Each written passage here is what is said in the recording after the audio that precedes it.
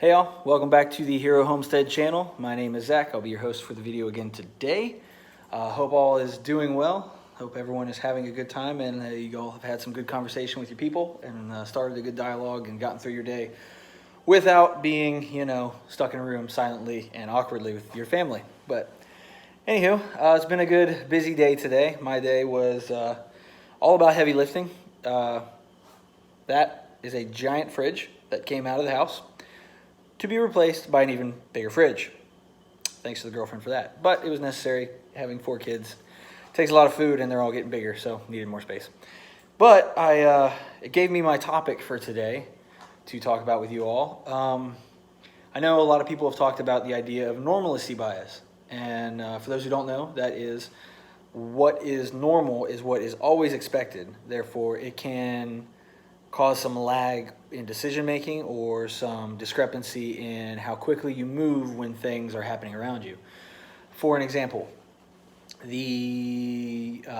see, you live in an area like I do where there's tornadoes. So a tornado comes through, knocks the power out, and your people around you, neighbors, whatever, are normally like, it'll be fine. A couple of days, power come back on. At worst, because they always get it fixed. The energy company comes out, fixes the lines, replaces them, whatever they got to do, and get the power back on. So they don't do anything about it, and they just go about their life. And I don't go to the store, I don't get extra water, I don't get extra food. They don't worry about the fact that they don't have power because they're used to having it, and they're used to having the resources around them to restore it when it goes out. So I'm not going to go that extreme with what I was thinking about today, but it's the same concept of how you expect things to be is how you act in daily life. So today we're out, we're moving the fridge, and we pick up the other one, and we're loading it into the truck. And I'll say this as nice as I can. My girlfriend does not know what the word organized means.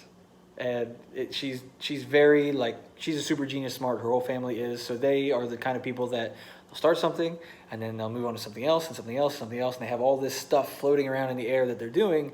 But to the normal person, it looks like a mess. But to them, they're doing all this stuff and there's all these moving parts, but there's lack of organization sometimes because everything's everywhere all the time.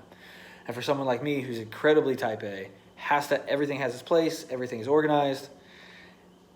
But we make it work. It's our thing, and it's kind of funny sometimes and other times not. But so today, we get the fridge in the truck and we're standing there trying to tie it down because obviously we can't, leave it in the truck forever. We have to get it to our house. And she's getting all these bungee cords out of the truck and this old tow strap. And I'm like, what are you doing? Where's the ratchet straps? Oh, I don't know where they're at.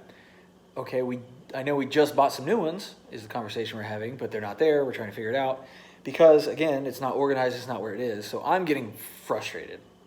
Not being mean, but you can see I'm fuming. I'm being quiet and angry and whatever. But after 10 15 minutes of this, of trying to figure it out while I'm walking back and forth and carrying stuff, hoping they'll magically show up or I can figure out where some straps are, she finally looks at me and goes, hey, how about you not be frustrated and just accept the way things are and move forward and find a solution to the problem, because we're problem solvers, not problem enhancers. And here I am being a problem enhancer, just getting more frustrated and making the problem worse. And that made me think about normalcy bias. I'm used to having everything organized. I'm used to having it there ready for me.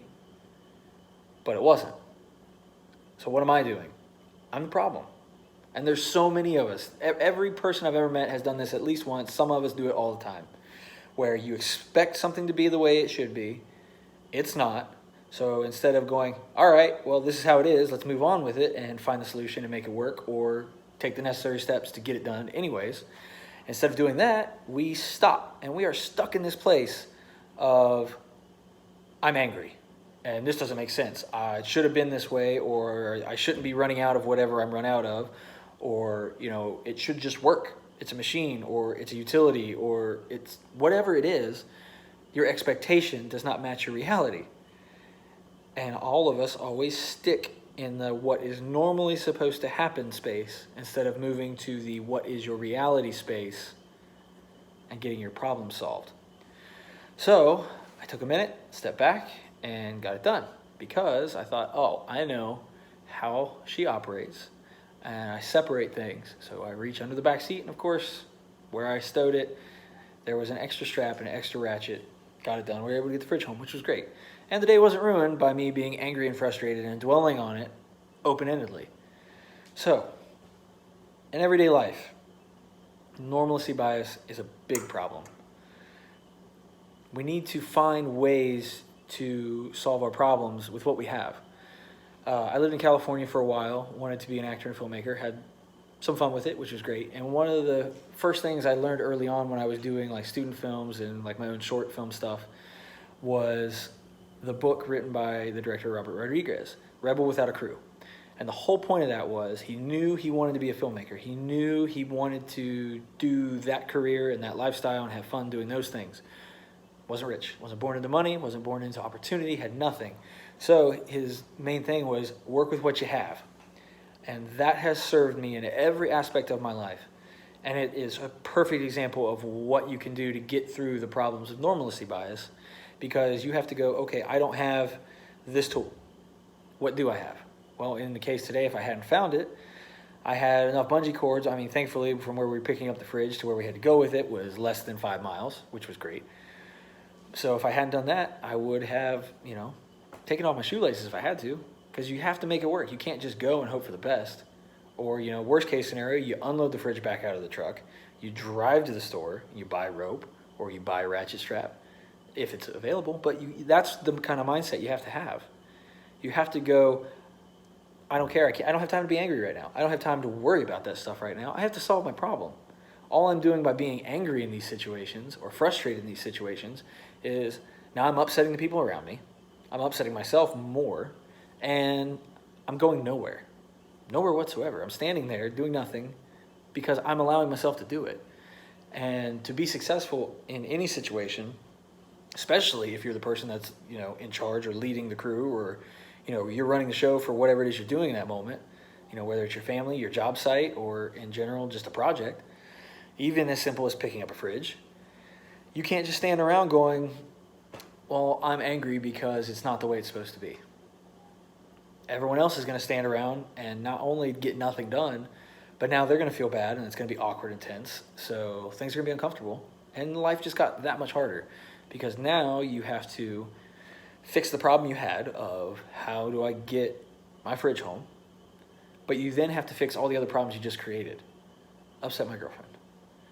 Made an awkward situation between us and the people we're picking the fridge up from.